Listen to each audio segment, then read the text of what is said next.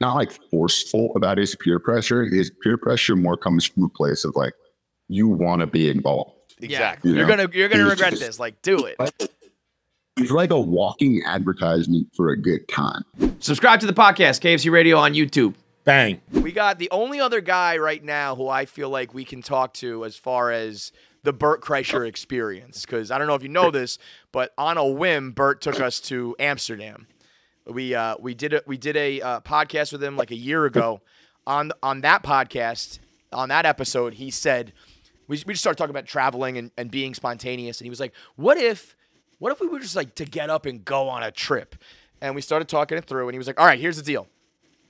We're going to, at some point this year, I'm going to hit you guys up. You have 24 hours to respond and show up at the airport. You're not going to know where you're going. I'll just tell you to have your passport ready, pack a bag for 1 or 2 nights, and that's it." And like 9 months later, I was like, he probably forgot about it. All of a sudden, we get a video he posted online, says we're going to Amsterdam, and we did like the full Bert Kreischer party experience in Amsterdam for like 3 days, 2 nights. And I mean, obviously, it was absolutely out of control. I would imagine you got a similar experience in Russia with him doing the machine. Yeah, I mean that's awesome. It was cool. That's so cool that he actually came through with that. Mine it wasn't as spontaneous. There were contracts in A little bit place. planned. You had like lawyers involved. And shit. But yeah, no, we were in Serbia for like 2 months, and yeah, we had a lot of fun out there. He was just like always on set, like, so what are we doing after this? We're drinking, right? We're drinking. Right. I mean, that's the thing. You don't. There's no downtime with Bert where it's like, I'm just gonna like go chill in the hotel. It's like you're either working out or drinking or partying. And right now, I say you're one of the only guys because a lot of people have partied with Bert Kreischer, but he's somehow in his prime right now, where as far as money, fame, talent, success, opportunities, and like the motor to just go. So Yeah, it's him and Dwayne the Rock Johnson. They're like the two workhorses. Did you meet? Was it Anna? Was that her name? Fuck, I can't remember. We should remember her name. Was it Anna? What was her name, Nick? Nick's not in here. Nick, Bert's like assistant while he was over there in Serbia. Andrew? No, it's a girl. It's a girl. She's from Serbia, I think, right? No, she's from Amsterdam. She's from Amsterdam. While we were, But yeah. No, she's She's from Serbia, and we were in Amsterdam. We were in She had like Amsterdam, short, curly blonde hair, young girl. Anyway, She was almost like his tour guide. I can't believe we can't remember her name. yeah. I Yeah, thought it was Anna. who you're But talking. She was a cool chick. She was our guide in Amsterdam as well because she was studying over there. But my question, what I was thinking, we've seen the movie, we've seen the machine. It's awesome. We actually got like a screening where we did like a commercial shoot for it, and we had a bunch of shirtless dudes and we all watched it together, and it was sick. It's a great movie. Great reviews. Yeah. But what I was thinking during it for you, like when you tell someone you're playing a young Bert Kreischer. Do you have to explain that he used to be hot? Trust me, he was a lot better looking. He had hair. He was in shape. No, I was like, I said to him, I was like, I just really hope this doesn't establish any kind of like physical trajectory for me. Like, taking this role. Yeah. But no, I actually, I didn't put on any weight or anything. I just stayed in shape. And, Yeah, like playing Bert Kreischer at 22, good. Playing Bert Kreischer at 52, not good. Whoever has to do that role one day is not going to look like you, bro. Yeah, Bert, he said to me on set, he was like, we should just keep doing this. And I'm like, keep doing what? And he's like, you should just play me all the time. And I was like, dude, I think this might be my last role as Bert Kreischer. He's like, what? That is the do you most mean? Bert thing ever. Like, let's just make a million movies about me the whole time. We'll just do my 20s, my 30s, my 40s, my 50s, and then I'll be dead. We'll just do it all the time. I bet you he thought that was a real, actual idea, too. I'll just have Jimmy be me all the time. Show up He to did. He parties talked on about it. Like he was joking about it. It was really funny. The movie is, I will confess, as Bert says, secret time. When some of your favorite comics launch into the movie world, sometimes it kind of is like a rom-com or like a sellout movie, and they do fine at the box office and they're whatever, and you're kind of like, oh, that guy used to be like my favorite comic, and now he's like just a Hollywood actor or whatever, you know? This movie's not like that. Name names. I mean, well, everybody became openly. Dane Cook kind of did that, and everyone was like, "Oh, you know, he just became." But that was because it was just like a script that was like, now you're playing the boyfriend who chases after the girl, and it's like a generic, you know. This is like a, you know, it's almost like a crazy enough. It's a biopic, you know. Yeah. It's like, and it is actually like a good movie. It's fun and it's silly and it's wild and there's partying and all that.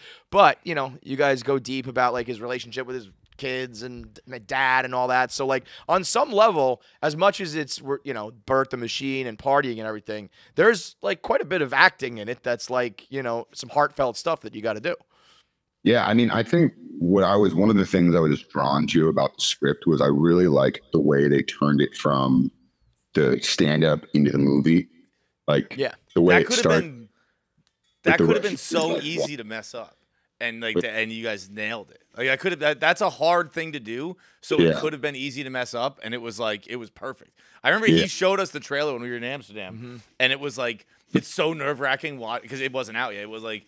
It's so nerve-wracking watching something someone works so hard on with them because you're like, all right, if this sucks, I got to pretend it's awesome. Yeah, I got to get my acting And on. I was so happy. I was like, thank you so much for having this be awesome because I don't have to pretend it's awesome now. Right.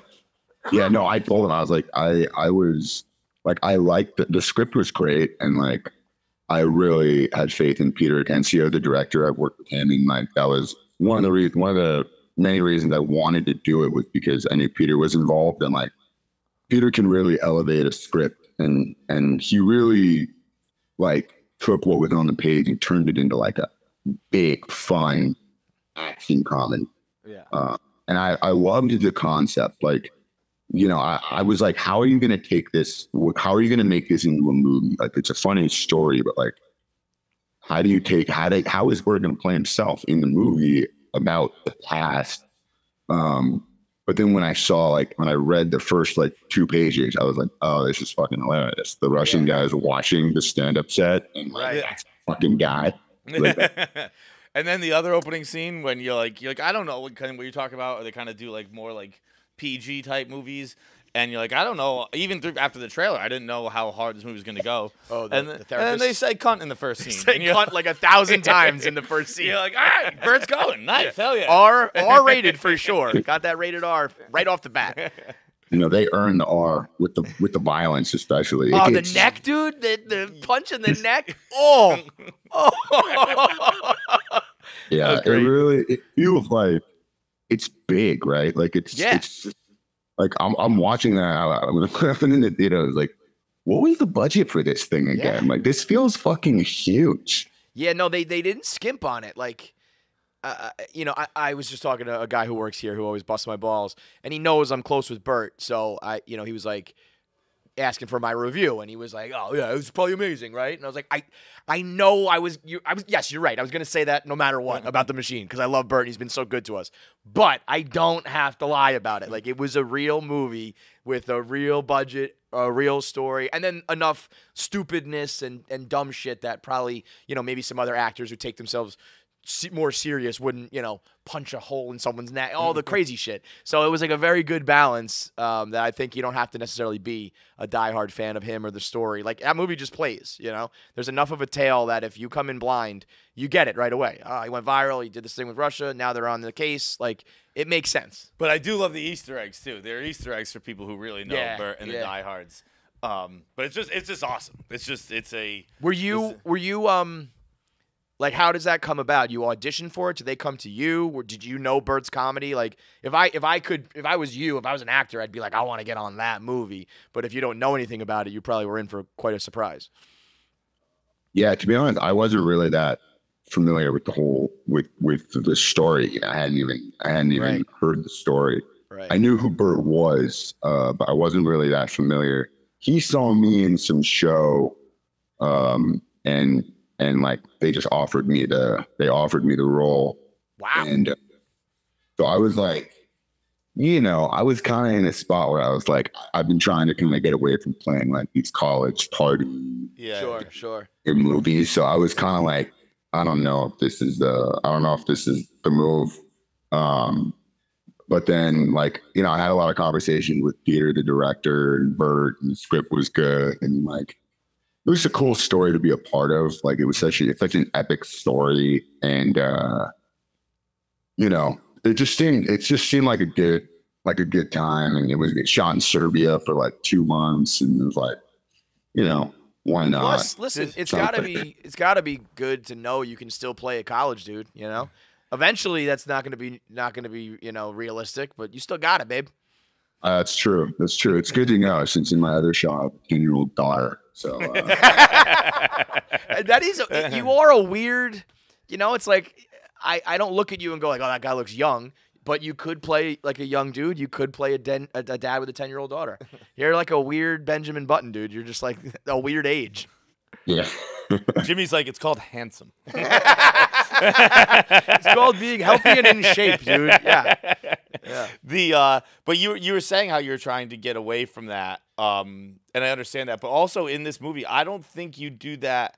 I think you do a very good job of that, where like the character in theory is a partier, because that's exactly what he is. That's what the machine is. But like there are a lot of scenes where I was like, oh shit, this is like emotional. This is like, I didn't feel like I was watching like a college party, like particularly like the train robbing and all that shit. I was like, oh, Jimmy's like making me feel things right here. Like Jimmy's getting his thespian on right now. Yeah, I mean, I don't know. With a project like that, it's like you don't need to play any of that up. It's already there.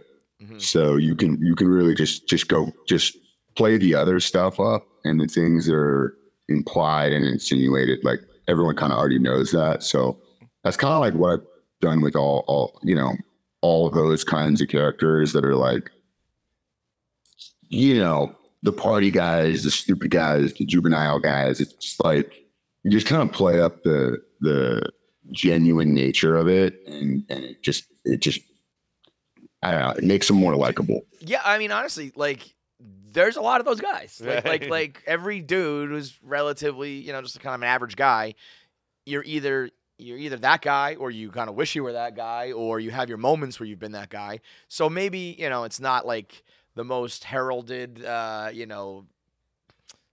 portion of your life to like do movies about and shit, but there's something very relatable. And I think anybody who went through college and partied and do that stuff, you need that. That's what makes those movies real. Is like, yeah, that's what it's like. That's, when you're young and crazy and doing wild stuff, that's part of life. I don't think like the story, or like the epicness of the story wasn't lost on me. So I was like excited to be able to be a part of the story in that way. It's like his most epic story. It's crazy, Yeah. So I it's was not just another, like, another frat boy. It's like the guy. Yeah, it's like like the guy. So it's a cool opportunity to. Was he ever critical of like my Burtness? Yeah, like no, I wouldn't say that. Or do it this way, or like shit like that. Not really. No, he was just kind of like, he didn't really. He wasn't really weighing in on my Burtness. There was just like a couple times where he'd be like, I'd be like, wait, do your laugh? He'd be like I don't know, mimic stuff. But it was also like, he's on set the whole time, so I'm just like kind of watching him a little bit. But also, it was supposed to kind of feel different than he is now. Like it was supposed to feel like, and that was one thing that Peter told me, is like you want it to feel like when you flash back, it's like a different guy. Right. Yeah. Right. Totally. So it worked. That worked in my favor too. How much drinking did you guys do over there? How much drinking? Yeah. Good amount. I think like whenever I like go to shoot a project like out of this state or in like some random place, I'm always kind of like, part of me feels like, oh, this is a good chance to be healthy. Like when I'm in LA and when at home, you get pulled into things, and like all of a sudden you're like drinking on Tuesday, Wednesday, like it's like nonstop. So then when you're out and like I'm like I'll be out in Serbia, I'm not gonna like I'll have a good chance to like get some lighting done, like relax. And, when you go shooting in like New York or like somewhere upstate, you're like, I can get away from everything. But on this, it was just like, no way, no way. That's not what's happening. Bert is actually, and Kevin's noted this many times, where Bert's great at like inviting you to the party, but he's not a pusher. He won't like force you to do. I remember there was one night, like I think the last night, it was late night. We had put in a good effort. We had a good night. It was fun. It was all good. And I had like another full pint in front of me. And it was just going down like glass. Every sip of beer was like I was doing a shot of like Everclear. And he looked at me, he was like, you got to finish that. And I was like, all right, like I got to put my big boy pants on for Bert. And it just was physically not happening anymore. I'm washed up. I can't drink like that anymore. And then he was like, okay, whatever. You know what I mean? Like he pushed me and I stayed a little longer. I partied a little more. I had some more fun. I was happy I did. But he wasn't like, forcing you to go out. But he is a little bit of a devil on your shoulder, but also like a little bit of an inspiration where you're like, I can do it. All right, let's go. Yeah. Let's go, Yeah. We're not like forceful about his peer pressure. His peer pressure more comes from a place of like, you want to be involved. Exactly. You're gonna regret this. Like, do it. He's like a walking advertisement for a good time. Yes. It's like the way about like partying and drinking. It's like a speech from like Coach Carter. Like I saw some clip of him talking about like his love for cocktails. And I was just like, holy shit, I want to have a drink right now. Yeah, totally. He just makes it sound so good. It's not like he's like, you have to do this. It's just that he's like, I'm going to do this and it's the best thing ever. So if you want to be involved, come be involved. And you're like, I want to be involved. Yeah, man. I was kind of like over my partying days with drinking. And he'll talk about, he's like, the sparkle in your eye when you have that first cocktail at happy hour. And I'm like, yeah, fucking right, sparkle in my eye. Let's go. Give me a round. Great. Was there any anything on set that was like not traditionally done, like regular, if you will, regular like Hollywood style? Just because I know he kind of runs his own ship and does his own shit. Was that a professional set, or was it kind of like loosey goosey? Let's just like have some fun and make some magic.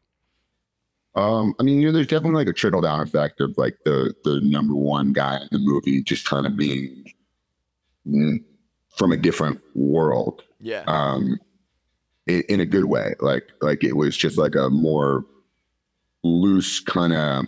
It was just like it was a fun atmosphere. There was no like.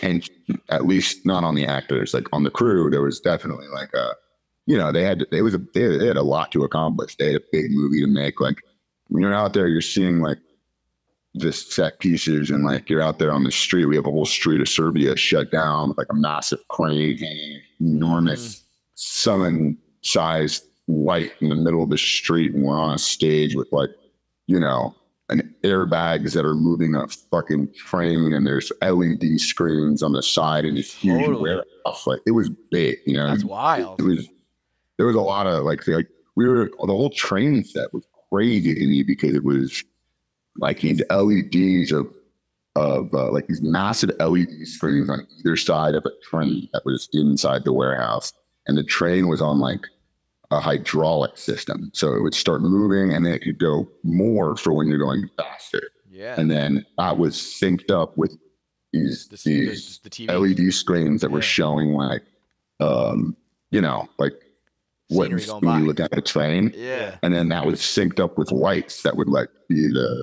Do you know what the budget was? Because that sounds like it's like big budget shit. It was a pretty solid budget. But it was funny when you look out the window and you start to feel like after a while, you're like, okay, I feel like I've been moving, and you get off the train, you've been on there for like 2 hours. And you're like, haven't gone anywhere. Yeah. You're like, I haven't moved at all. You just feel so weird.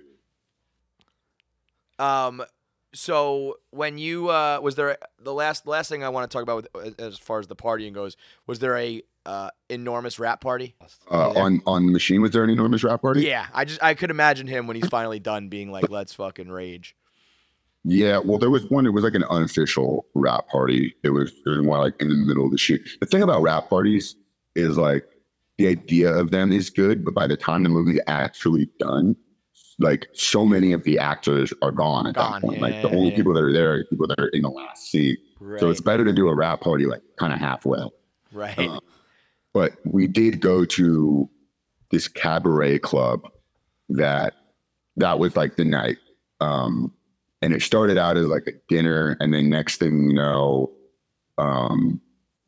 it's like there's these guys playing on these drums and like they're handing out like sparklers. Everyone inside this is when I knew we were in a different country, is when they walked around handing out fake money for us to throw and sparklers inside.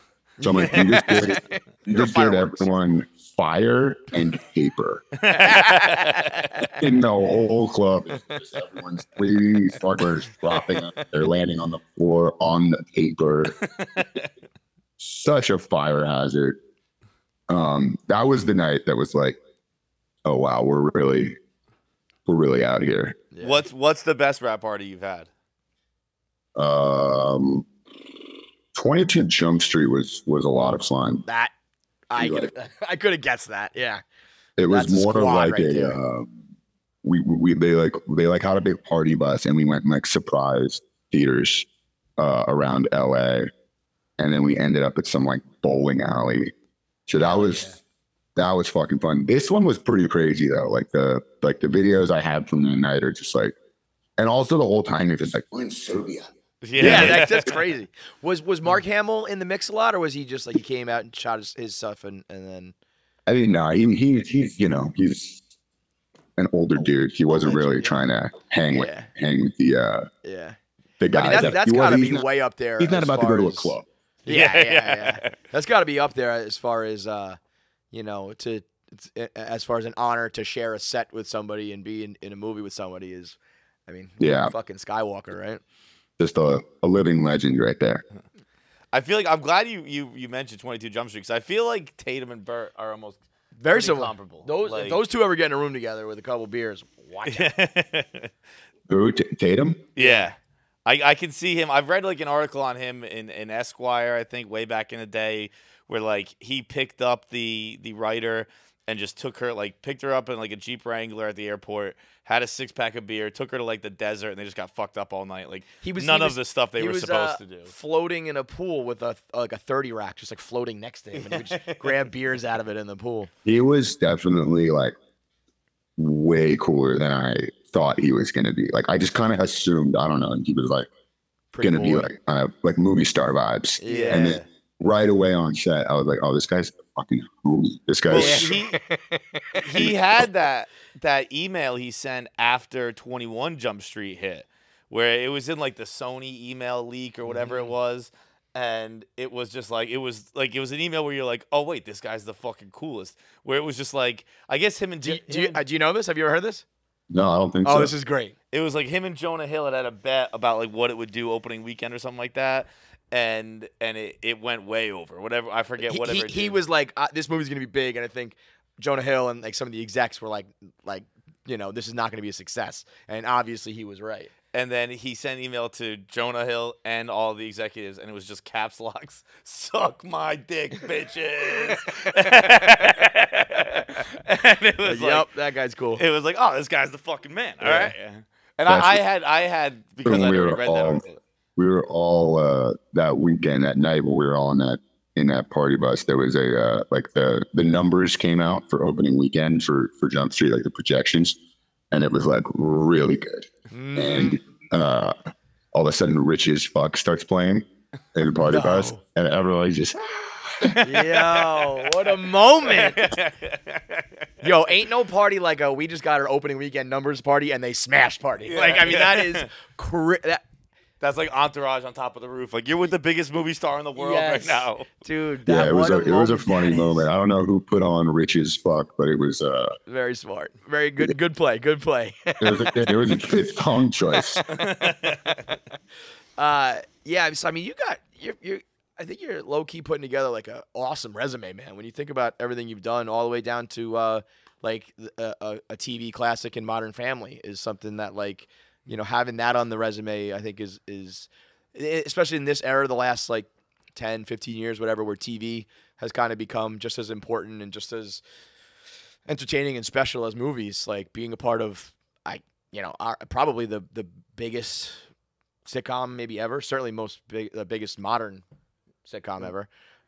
I think one of the things I'm like most grateful for is just that I've been able to work with so many like awesome people that I've like looked up to for so long. You know, like on that movie, like Channing and Jonah, that was like awesome. And Phil Lord and Chris Miller, who wrote and directed it, are like, you know, legends. And then like, it's like, I'm just like, I've just worked with so many people that I've looked up to for so long, and you're just able to learn so much from that. And just like those experiences are just invaluable. Like you just can kind of keep just learning, and you know, that's kind of what it's all about. You seem like a regular guy, man. You seem like a regular guy. It's like I'm a normal dude who just happens to be very good looking and super talented. But when that like you know, you kind of mentioned that like you had that preconceived notion of Channing Tatum, so like you were going in just as, you know, a regular dude, and I think that bodes well. Like I think you can tell that as a viewer, as a fan, like.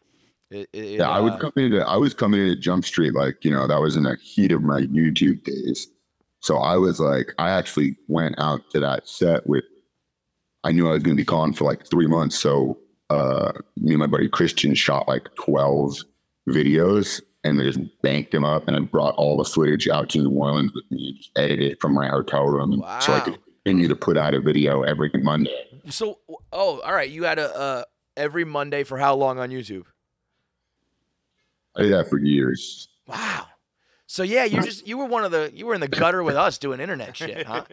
Yeah. It's a grind, man. It's not easy doing every week, all the time, always making sure you have something to put out. It's no joke. No, it's a lot of work, and I just you know, it's been harder to find time lately as I've gotten busier and busier with like acting, you know, writing and directing other stuff. A good problem to have. It's like, I can't get on TikTok because I'm busy directing movies, guys. Do you miss that?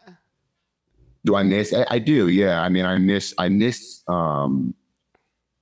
just like, I don't really miss the grind. I feel like I had my fair share of that grind of every Monday, let's get a video up. It's like a constant stress weighing on me. The second it's over, you wake up on Tuesday and it starts up again. So like, I don't miss that. But I do miss just like constantly making stuff. Yeah. With, you know, your friends and people you want to work with. And, were you doing like scripted skit stuff or like reality, like behind the scenes type stuff, or both? No, I did comedy sketches on YouTube. So I started that in like 2010. I made I originally started by making like videos making fun of frat guys. So then I started getting cast as frat guys in movies. Right. So that was why I started to like veer away from that. But it was like college themed sketches, and it just turned into like regular comedy sketches. I did that for like 7 years. Wow. And that's, I don't think I realized you were just, you know, internet. I didn't know the extent of that. I mean, I knew you were on it, but I didn't know it was, you know, I mean, that's what we do. Like, I mean, I can't believe you haven't fucking seen that.